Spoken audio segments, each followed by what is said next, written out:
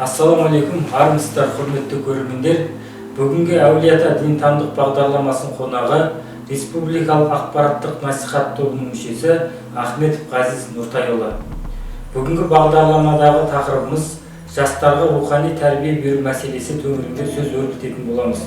Құрметті Ғазиз Нұртайұлы, бағдарламамызға қош келдіңіз. Бүгінгі бірінші сұрағым сізге: қазақ баласын қалай тәрбиелеу керекпіз? Сол жөнінде айтып берсеңіз. Алхамдулилля, уассалату уассаламу аля расулилля. Енді жалпы қалай тәрбиелеуіміз керек дегенде, енді тәрбиенің түрлері көп, бірақ бізде ата-бабамыздан келе жатқанда бір тәрбие бар ғой. Қазақтың түсінігінде ең бірінші үш нәрсені көп қолданады. Жаман болады, ұят болады, обал болады деген сөздермен тәрбиелеген дейді қазақ. Вот баласын осы үш сөзбен.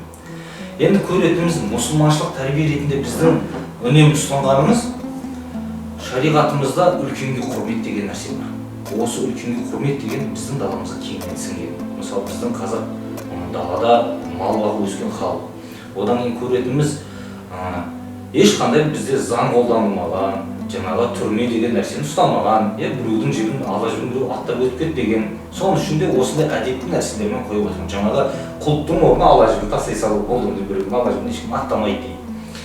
Тура сол секілді бір жас болсын, үлкен болса, оны міне мынау сенен үлкен, оны сен құрметтеуге міндеттісің дегендей тәрбиені осы тұрғыдан алған үнемі. Шариғатымыздың өзінде кімде-кім біздің үлкендерімізді құрметтемесе, кішілерімізге ізет көрсетпесе, олар бізден емес деп айтқан, яғни мұсылманнан емес деп. Сондықтан да мұсылманшылық пен қазақылықты біз біріктіріп ұстауымыз керек. Ата-бабаларымыз бұрын қалай дұрыс тәрбиені көрсетіп отырған болса, сол жолды бізде ұстанып келуіміз керек. Қазіргі уақытта мынандай нәрселер айтып жатады. Ол қазақ тәрбие деген қою керек, діни тәрбие ұстану керек деген секілді болмайды. Ол діни тәрбиені қазақылықпен байланыстырмаса, біздің қазақы түсінігімізге де келмейді. Соның үшін де діни мен дәстүр деген нәрсені біріктіріп ұстап жүрген кезде ғана ісіміздің баршасы алға басады. Біздің бір ұлт екенімізді көрген, мұсылман екеніміз, дін ұстанатындығымыз баршасы осы әдет-ғұрыппен қалыптасып бірігіп отырса ғана дұрыс жолымызды иншалла тауып отырмыз. Ал енді шариғаттың шарты не етіп көретін болсақ, кез келген тәрбиеде болсын, кез келген ұстанымда болсын, шариғаттың шеңберінен асып кетпеу керек.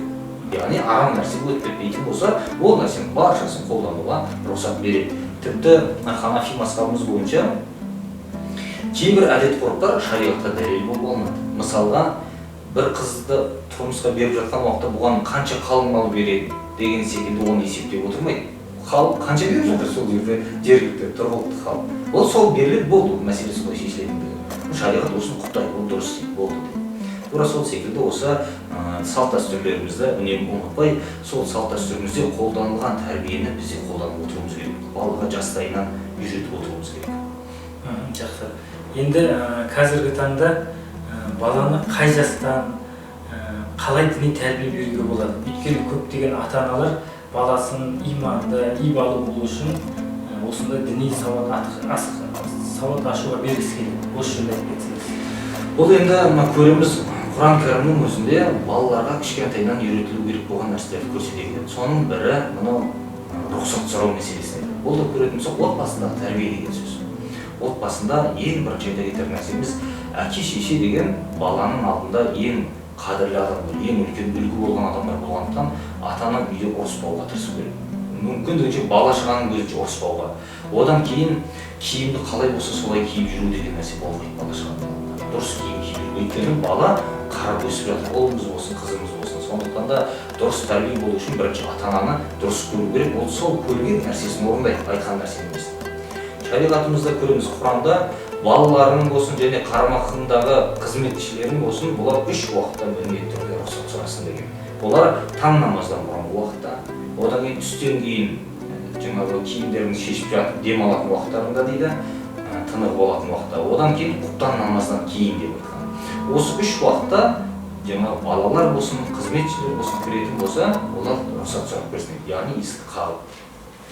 Осы аятта түсіндірген уақытта ғалымдарымыз айтады, қай уақыттан бастап оны үйрету керек дегенде, бала 4 жасқа келгенде. 4 жастағы балаға есікті қағып кіріп кіреді. Бет алды жүгіріп кіре салма деп, оны сол 4 жастан бастап баланы үйрету керек екенді. Демек көреміз, ең әуелгі тәрбие отбасынан басталу керек екендігін көрсетіп отыр. Үнемі балаға үлкенге сәлем беру керек, келген кісіге жаңа барып амандасу керек екендігі, ер баланың амандасуы, қыздың амандасуы, баршасын көрсетіп үйретіп отыруы. Сосын осылай жаймен тәрбиемен келе береді. Одан кейін барып балаларымыз діни тәрбиеге беру үшін отбасындағы тәрбиеден бөлек қазіргі уақытта сауат ашу курстары жүріп жатыр. Бар мешіттерде балаға кішкентайдан үйретеді, 40 парызын үйретіп қою, дәреттің не екенін, намаздың не екенін, Құран оқуын үйретуі, ер балаларға бата беруді үйретуі. Бұның баршасы әрі діни, әрі дәстүрлі. Біздің ұстанып келе жатқан ұстанымымыз осы. Осының баршасын балаға кішкентайдан сіңіріп үйрету керек. Ал енді өскеннен кейін үлкен болып жасы ер жеткен уақытында, мысалы университетке түсем деген уақыттар болса, немесе мектептен кейін медресе оқимын дейтін болатын болса, медреселерімізде бар, университеттерімізде бар, діни жаңағы оқу, діни білім беріп жатқан. Мінекей соған дейін де біз тек қана мына діни саланы таңдағандар осы діни жақпен кетіп жатыр. Ал бізге дін оқыған адамның барлығы не молда болып кетуі, немесе дінтанушы болып кетуі міндет емес. Әрбір қазақ баласы дінін білу керек. Әр кез келген қазақтың баласын ал аумин деп жүріп деп бір ер балаға қолын аумин деген кезде ол бата беріп алатын болу керек бала. Одан бөтенсіп өзіміз қымсын тартынып тұратын емес. Ал бір Құран оқып жіберіп жаңағы осындай жерге келіп десе, ол Құран оқып жібере алатын, жаңағы Фатиха Ықылас сүресін білетіндей сондай бала болу керек. Яғни бұрыннан келе жатқан тәрбиелерімізді қалдырып кетпей, бұл неге осы нәрселерімізді ұстанып ары қарай үйретіп отыруымыз керек. Мына бізде көбінесе мынандай болады түсінік. Дін оқығанның барлығы молда болады деген түсінік бар. Жоқ, молда болу үшін үйретпеу керек. Абайдың өзіне дейді, баламды медресеге біл деп бердім, шен алсын, қызмет қылсын деп бермедім деген. Білсін, үйренсін. Оны молда болып кетсін, басқа болып кетсін, немесе жаңа шен атақ алсын деп емес, бала білсін, үйренсін, көзі ашық болсын. Бізде қазір мен де мұсылманмын деп көкірек қағып жүрген қаншама адамдар бар. Алайда діннен бір ауыз нәрсе білмейді, бір сүре, бір аят білмейді. Бұл деген сөз ол ұят болады. Мұсылман адам өзінің жаңа мұсылманшылығын еш нәрсе білмейді. Мен қазақпын дей отырып бір ауыз қазақша сөз білмеген секілді болмайды. Неге бұл нәрселерді үнемі осылай үйретіп отыруымыз керек. Ал енді діни білімді үйренемін, терең білем дегендерді университеттер бар, солар бар. Оқыса, үйренсе, ары терең білімі қазір магистратура өзімізде де бар, докторлық та бар өзімізде. Демек, осыларды үйреніп ары қарай дамытуға болады екен. Жақсы. Ғазиз ұстаз, енді қазіргі таңда Қазақстанда өзіңде белгілі суицид мәселесі өзекті болып тұр. Әсіресе кәмелет жасындағылар өз-өзіне қол жұмсап, өмірден ерте кетіп жатқан бар. Осы жөнінде, осыны алдын алу үшін қандай насихат айтасыз? Бұл енді суицид мәселесі арабшада интихар дейді, яғни өз-өзіне қол жұмсау деген мағынаға келеді, өзін-өзі өлтіру деген мағынада. Енді мына нәрсені білейік, бұл суицидке кірместен бұрын бұл не нәрсе, өзі қалай болады деген кезде, біріншіден адам ауруы мүмкін. Сондай өзі бір аурулар бар. Қашып жүріп, қойнына жіп салып, тығылып жүріп, барып дарға асылатындар бар. Бұл сондай бір әдемі бұлар ауру деп есептелетін болады. Демек бұлар не екен? Мұндай адамдар жіпке асылып тұру шарт емес. Мойнына жіп тисе ол өліп қалады өзі. Сондай аурулар бар. Соның үшін бұларды ауру адам деп қабылдайды біріншісі. Екінші мәселе бар. Адам бір шешімге келе алмай, не істерін білмеген уақытта сондай нәрселер бар. Оған шарасыздық дейміз ғой. Шарасыздық уақытысында не істерін білмейді, барады, біреулер жақтан секіріп кетіп жатады, біреу өз-өзіне қол жұмсап жатады, біреу асылып қалып жатады, әртүрлі жағдайлар. Енді көреміз, ал біреулер енді жаңағы қатты қорыққаннан болады. Өйткені біреуден қорқуы мүмкін, жаңағы сөйтіп сондай нәрселерге өз-өзіне қол жұмсауға барып жатады. Ал шариғатымыз бұл нәрсенің баршасын харам еткен, тыйым салған. Тіпті пайғамбарымыз саллаллаху алейхи ва саллям бір кісінің өз-өзіне қол жұмсап өлгенін көрген кезінде ол адам жаназасына қатыспаған. Сонда бүкіл халық ойлады дейді, демек мынандай адамдардың жаназасына пайғамбар қатыспай қойса, ол дұрыс емес екен ғой деп адамдар қайтару мақсатында жасаған. Әйтпесе мұсылман адамды жаназасыз көміп тастау емес, өзі ұстап оқып жерлейді. Әйтпесе иті көмген секілді көме салмайды адамдар. Ол да мұсылманның баласы болғандығы үшін күнәһар да болса. Бірақ құрметті, абыройлы адамдар әдейі бармаған, өйткені ондай жаңағы өлімге адамдар бармайды көрсету үшін. Сондықтан біз білейік, Құран кәрімде не дейді? «Уәлә тақтулу анфусакум инналлаха кәна бикум рахима» деген аят бар. Өздерін өлтірмеңдер, Алла Тағала сендерге мейірімді деген аят. Демек не екен? Осы аят түсіндірген уақытта тәпсіріне бір оқиға болады. Кезінде Амр ибн ас деген атақты сахаба жорыққа әскерді ертіп шыққан. сол уақытта жолда кетіп бара жатып осыны бұзылған екен, жүніп болып қалған. Сөйтеді да енді не істейін дейді, ары бері сөйтіп адамдар жанында шомыл дейді, сен әрі қолбасшысың, әрі имамсың бізге дейді, намазға шығасың. Соны сен шомылмайынша болмайды деген кезде ол енді Сахара деген күндіз қаншалықты ыстық болса, түнде соншалықты суық болады екен. Түнде ауырып қалып, жаңа шомылсам өліп қалам ба деген ықтималдық болғандықтан таяғын сол құрғақ дәреттен солай алып елге имамдыққа шыққан екен. Соны келгеннен кейін пайғамбарымызға бұл хабар жеткен уақытында неге олай істедің дейді. Сонда мен Құранның аятын оқыдым. Өздерін өлтірмеңдер, Алла сендерге мейірімді деген аятқа сүйене отырып осылай істедім деген кезде пайғамбарымыз күлді да қойды. Ал егер дұрыс емес болғанда оның ісі, пайғамбарымыз жоқ, мынау қате деп айтатын еді. Демек дұрыс болады деген сөз. Осы жерде біз көретініміз шариғатымызда, егер сен шомылсаң сол арқылы жаңа суықтап қалып, ауырады деген ықтимал болса, шомылмауға рұқсат беріп отыр, өз-өзіне қол жұмсау түгілі. Мінекей су қолданса ауыратын адам құрғақ дәрет жасасын деп, құрғақ дәрет алсын деп отыр. Міне, ал шариғат осындай рұқсаттар беріп тұрған уақытта, демек не екен, өз-өзіне қол жұмсау деген өте үлкен күнәлар. Бір күні бір оқиға болады. Бір сахаба, Сааб деген атақты сахаби, бұл кісі орыс соғысы болған кезде сол жерде жараланған. Кейбір риуаяттарда оның жаңағы тамырына қолына оқ қадалған кезде тамырына кесіп кеткен болса ұштатпаған. Қанша емдеген болмаған, ауру күшейе соның өзі шыдай алмай кетіп, салақтың оғын қадап байлаған екен, соның өзінің тамырын кесіп жіберіп. Кейін пайғамбарымыз саллаллаху алейхи ва саллям Саадқа не болды деген кезде осындай жағдай болды деп сұрайды, айтады, адамдар хабарын берген кезде қатты уайымдады дейді. Саад неге олай істеді? Сөйтіп жүрген уақытта, бір-екі күн өткен уақытта бір кісі келіп айтады, мен түсімде сол Саадты көрдім, жәннатта жүр екен дейді. Сонда бірақ қарасам қолы көгеріп шіріген секілді бір түрлі болып екі болды. Соны не үшін былай болды деп, маған менің істеген ісіме байланысты Алла Тағала жазар еді, осылай қойды мен қолымды деп айтты дейді. Түсімде көрдім деп. Сонда пайғамбарымыз саллаллаху алейхи ва саллям, иншалла мына көрген түсім шынайы түс болуы мүмкін дейді. Қолын жеп, Аллахумма валиядаи фағфир дейді. Ей Алла, оны екі қолында кешір деп дұға жасаған. Осы жерден көреміз біз мұсылман адамға дұғаның жасалатындығын айтқан. Алайда бұл суицидті істеу деген шариғат бойынша харам етілген. Адам өз өмірін өзі қиып жіберу керек. Алла Тағаланың берген тағдырына разы болу керек адам. Сол жаңағы Алладан ажал жетпейінше адам өз жолдан қиюы деген нәрсе ол дұрыс емес екендігі. Және біз көрейік, суицид жасаған адамдар былай деп ойлауы мүмкін. Мен қазір осындай қиыншылықта тұрмын, бірақ өле қалсам барлығынан құтыламын деп. Жоқ. Біз мұсылман халықпыз, арғы дүниенің бар екенін, қабірде сұрақ жауаптың бар екенін, ақыретте жәннат пен тозақтың бар екенін біліп отырмыз. Демек соған иман келтіріп отырмыз. Ал енді адам өле қалғанда сондай өзін-өзі қиып жіберген кезде қабірдің азабы ол мүлдем қиын. Ол дүниедегідей емес. Өйткені дүниеде адам адамнан қорқуы мүмкін. Адам жақта адам емес қой, періште ол есеп алады. Және қабірде жанында ешкім жоқ, жәрдемші жоқ. Адам жалғыз қалады. Ол нәрсені адам білу керек. Және ертең Алла Тағаланың алдына барғаныңызды есеп берген кезде Алланың берген өміріне разы болмай өз-өзін өлтіріп жүрген адам не деп жауап береді? Бұл өте қиын нәрсе. Егер сонымен өле салып бәрінен құтыла салатын болса, бұл ештеңе емес еді, мейлі. Ондай құтылу жоқ қой. Сонда есеп бар болып тұрған. Одан бетеріне ауырына қарай жаңағы адамның ауытқуы деген сөз. Сол үшін шариғатымыз мүлдем тыйым салған, және бұл нәрсені біз жастайынан да адамдарға түсіндіруіміз керек. Оның өле қалғанмен де адам құтылып кетпейтіндігін адам білу керек, түсіну керек. Соны сана сезіммен сезінсе, ол дұрыс емес екен. Дүниеде бұлар артына адамдар мынандай нәрсені айтады. Артымда солар жылап, мен өлгеннен кейін қайғырсын деген ой. Ол ары кетсе 3 күн қайғырады. Болды, көміп тастайды, елің бар өз жұмысына кете береді. Ал сен өлдің де қалдың деген сөз. Екіншіден, ол өлгенмен қабірде сұрақ жауап күтіп тұр. Қылқындырайын деп тұр періштелер. Одан ары қарай барса, тозақ күтіп тұр. Оңай нәрсе емес. Оны сана сезіммен адам сезінсін, білсін. Өйткені иман келтірген мұсылман адам бұл нәрсенің баршасын біледі. Сондықтан да бұл нәрсенің аулақ жүру керек екендігі. Бұл іс тек қана өзіне зиян, басқа ешкімге зиян тигізе алмайды.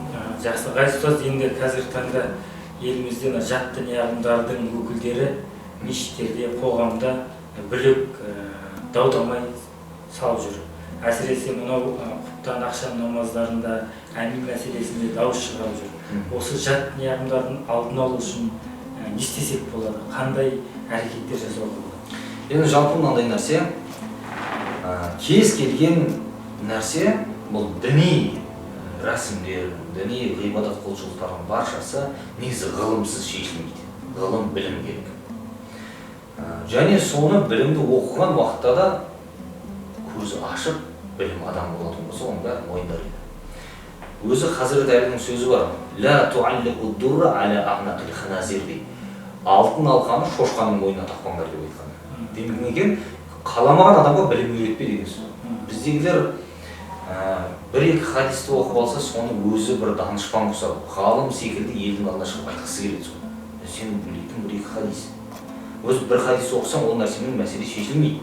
Ол сол тақырыпқа байланысты бүкіл аяттарды, хадистерді баршасын жинап, ғалымдардың пәтуасын жинап, ең соңғы нәтижені міне былай екен деп шығарса, түсінуге болады. Оны істейтін кімдер? Ғалым адамдар, білімді, көз ашық адамдар. Ал енді біз не істеуіміз керектігімізде, біз сол ғұламалардың соған байланысты шығарып берген пәтуасын негізгі нәтижесін алуымыз керек. Міне олар аяттан, хадистен, сахабадан келтірді, түрлі ғұламалардың пікірлерін келтіре келе, ең соңғы нәтижені шығарып, міне ең дұрысы былай істегенімізде. Сол пәтуаны ұстану керек. Ал енді өзіміз бет-бетімізбен мен де өзім пәтуа шығарып, мынандай хадис бар дейтін болса, онда күл тапқан шығарамыз. Бұрыннан пайғамбар саллаллаху алейхи вассалам заманынан бүгінге дейін келген ұстанып келген пәтуаның бәрін қиратып, жаңадан пәтуа шығарамыз деген нәрсе, ол керісіне кетеді. Ғалымдардың баршасы нені есептеді? Шариғаттың көздеген мақсаты не? Соған қарай жұмыс істеуді көздеді. Соның үшін сол ғалымдардың пәтуасын алуымыз керек болады. Ал әйтпесе хадисті аша салып мен өзім жасай беремін дейтін болса, хадис көп. Бұл мынау секілді ғой, мысал берейік. Базардың ішіне барсаңыз, аяқ киім тұр тұр, етікте тұр, сүйретпе аяқ киімдеріңізде тұр, жаңағы жаздық, қыстық, келген, көктемді, күздік, кез келген түрлі аяқ киім тұр. Барлығы сахих ол аяқ киім екен, ешқандай талас жоқ. Бірақ сіз қыстың күні етік киімсің, етік емес мен сүйреткен екен дейді. Бұл қыста киілмейді, жоқ, ол сахих, аяқ киім екен сахих рас. Бірақ киілмейді ол. Мына қыста мынаны керек десең түсінбейді. Сонда не екен? Ғалымдардың пәтуасы осы бүкіл хадистерді жинақтайды да, соның негізгі нәтиже былай орындалу керек деп шығарып береді. Негізгі мақсатқа сай болып. Соны орындауымыз керек. Соның үшін де бір пәтуаға тоқтамағандығымыз үшін дау-дамай шығады. Елдің арасын бөліктер, бірін-бірі түсінбеушілік. Мен мына нәрсені оқыдым, мынандай сахих хадис бар. Сахих хадис болса да, қаншама сахих хадистер бар, орындалмайды. Мысалы, Абдулла ибн Аббас айтқан, дәрет алған кезде бетті жуыңдар деген уақытта, көз бетке кіргендігі үшін көздің ішінде жуу керек деген пәтуа шығарған. Сөйтіп өзі жуған кезде көзінің ішінде жуады екен, сөйтіп өмірінің соңында көзі көрмей қалған. Сахих, Абдулла ибн Аббас айтып отыр. Пайғамбардың сахабасы өткен. Бірақ оның айтқан пәтуасы қолданылмады бүгінге. Бетті жудың кезде көзді жуу қолданылмаған. Демек не екен, қанша сахих болса да, қанша нәрселер орындалмайды. Сол секілді мысалдар өте көп. Соның үшін де біз дау-дамай тоқтату үшін білімді, ғылымды түрде жасауымыз керек. Білімді түрде, ғылыми түрде жасауымыз керек. Әрі жаңа ғалымдарымыздың шығарып берген негізгі пәтуасын қолданса, ауызбіршілік болады, ешқандай дау-дамайға жол жоқ болады. Енді осы пәтуа деп отырық қой. Қазақстандағы пәтуаны кімдер шығарады? Шетелден келіп жатқан пәтуада біздің Қазақстанда жүре ме? Осыны ашып берсеңіз. Енді мынандай нәрсе, әр елдің өзінің пәтуасы бар. Өз салт-дәстүріне, тұрмыс-тіршілігіне, жаңағы халықтың жағдайына қарап пәтуалар беріледі. Ол есептеледі соның бәрі. Сөйтіп, шариғаттың шеңберінен шықпайтын дәрежеде былай істесеңдер болады деп пәтуа беріледі. Сол нәрсе жасалады деймін. Араб елінің пәтуалары бізге сай келмейді. Өйткені біздің тұрмыс-тіршілігіміз бөлек. Біз даланың халқымыз, жаңағы мал бағып, қымыз ішіп өскен адамдармыз. Ал енді сол ішіп жүрген қымызыңызды мына жақта біреу қарап деп пәтуа беріп жатыр. Оны қайтып аласыз. Мына жерде Бұхараның ғалымдары қымызда жаңағы пәтуасын беріп қойған. Кезінде Абу Ханифаның заманынан бері қарай ол баршасы берілген пәтуалар. Соны ата-бабаларымыз қолданып келді бүгінге дейін. Мына нәрсені көрейік. Қазіргі уақытта бізде діни басқармамызда арнайы пәтуа бөлімі бар. Ғұламалар кеңесі бар. Солар пәтуаны шығарып отырады. Біздің халықтың тұрмыс-тіршілігін, әдет-ғұрпын, түсінігін, жағдайын баршасын есептей отыра, шариғаттың шеңберінен шықпайтын дәрежеде пәтуасын шығарып береді. Сол пәтуаны орындауымыз керек. Ал енді араб елінде отырып бір адамның айта салған нәрсесі бізге бір халыққа жүрмейді оның пәтуасы. Өйткені ол өзі араб, қазақ емес, қазақтың түсінігін білмейді. Мысалы, өткенде бір нені сұрап жатыр. біздің елде келіндер сәлем жасайды деген нәрсені сұрадым. Не жасайды сонда, қалай жасайды? Адамның андай еңкейтуді харам деді. Ол не біледі ол? Сәлем деген түсінікті жоқ ол. Ол ана бас иді болды харам деді де шығара салды. Ал біздің халық ол не үшін істеген? Келіндер қайнағасына, қайнатасына барып сәлем айтсыз ба деп сөйлеп тұрмасын деп сәлемдер өтетіндей қылып жасаған әрине. Құрмет ретінде жасаған. Адамға жаңағы о арада шекараны сақтату үшін деген. Мынау келін, мынау қайнаға, қайната жаңағы үлкендер бар екенін көрсету үшін жасады деген. Ал енді оның ешқайсысын ол білмейді, алды да харам деп пәтуа бересің. Не болды енді? Ал енді оның айтқан ана арабтың шейхі былай деп айтты деп сол пәтуаны алып келіп мына жаққа кіргізетін болса, біздің елімізді тасталған шығарамыз. Бұрыннан қалыптасып ұстанып келе жатқан дәстүрімізді күлт алған шығар. Бұл не екен? Ол сырттан келген пәтуаны қолдану деген нәрсе дұрыс емес. Өзіміздің елімізде бар, пәтуа бөлімі бар, өзіміздің муфтиятымыз бар, қазақы дәстүріміз бар, ұстанып келе жатқан шариғатқа теріс емес дұрыс болған. Соның баршасын біз қолданып жалғастыруымыз керек. Сырттан пәтуаның біздерге ешқандай да қажеті жоқ. Жақсы, енді осы бағанағы сөзінің түп тамыры мынау шетелдік күмәнді оқу орнына кеткендер осында лаң салып жүр ғой. Осы шетелдік діни күмәнді оқу орындарының алдын алу үшін қандай кеңес бересіз? Сонымен бағдарламамызды аяқтасақ. Енді бұл жерде былай деп айтсақ болады. Қазіргі уақытта көп жастарымыз біздің негізі бармай тұрып азғырып жүр. Егер көпшілік барлығы демейді, барлығы десек, көпшілікке жаңағы топырақ шашқан боламыз. Шын араб тілін үйренгісі келіп жатқандар бар. Дін үйренгісі, дұрысын үйренгісі келіп жүргендер болады. Солар өзіміздегін емес, шетелге барып, жаңа тікелей анау қайнар бұлақтан оқысам деген ниеті болады. Ол жақсы ниеттегендер. Ал енді кейбір адамдар бар, араб тілін оқимын деген мақсатпен, бірақ барады да жаңағы жат ағымдарды оқып келеді. Олар сол жақтағы адамдар олар шақырғаннан кейін бізден жалған жолмен шығып отыр. Тіл үйренемін деген секілді елге жаңағы тілді бетке ұстап соны көрсете отыр. Ал енді көреміз. Тіл үйренемін деп барғандарды көрсеңіз, тіл емес, олар барып жаңағы жат ағымдарды үйреніп келеді. Өзге мазхабтың пікірлерін, тіпті ұстанбай кеткен мазхабтар, мазхабсыздардың пікірлерін ұстанып келеді. Сөйтіп келеді, не болды? Мен араб елінде пәлен жерде оқып келдім. Қай жерде оқыдым десеңіз, көшеде оқыған. Ешқандай университетте оқымаған. Ол заңды бір жаңағы бекітілген университеттерде, мемлекеттік орындарда оқымаған, көшеден пәленшеден салып алған, анадан алған, мынадан партизан болып жүріп алып келген. Соны алып келді де елдің арасына жайып, менің ұстазым бар, пәлен ұстаздан үйренгем деген секілді. Оның ұстазын әлем мойындайтын ұстаз ба еді? Жоқ, ол бір мазхабтың ұстазы ма еді? Ол өздігінен пәтуа беріп отырған біреу. Және сондайда сіңіріп жіберетін жастарымызға олар келіп біздің халықты олайды. Соның үшін де менің айтарым, шетелге шығып араб тілін үйренемін, дінді ары қарай қосымша үйренемін, тереңінен жалғастырамын деген адамдар бірінші өзімізден үйреніп алу керек. Осы жерде медреселеріміз бар, үйренсін, университеттеріміз бар, оқысын, одан кейін магистратура, докторантурасына барып жатса адам түсінеді. Өйткені ол біздің түсінігімізде қалай, халықтың түсінігі қалай екенін жақсы біліп, соның арасында жүріп үйренгеннен кейін ол бәрін біледі, ана жақтан үйренген халыққа пайдалы түрде жаяды. Ал жаңағыдай ойран шығаруға емес. Біздегілер көріңіз, бұл жерде ниеті дұрыс емес болып кетіп жатқандар да бар. Арнайы соны жаңағы мына біздегі қазір жат ағымдар деп жатқан түрлі болсын, қайсысы болсын, сонысын үйренуге кетіп жатқандар бар. Сол үшін біз мұндай нәрселерге жаңағы тыйым салу деген сөз өзімізді үйретіп алу керек, содан кейін барып жіберу керек. Әйтпесе, шын араб тілін үйренемін дейтін болса, Алматыда бізде бар. Араб тілін таза үйретіп жатқан, арабтарға беріп жатыр екен. Мінекей солардың баршасын үйренуге де болады, сыртқа шықпайды. Көп жастар мынандай пікірге барады.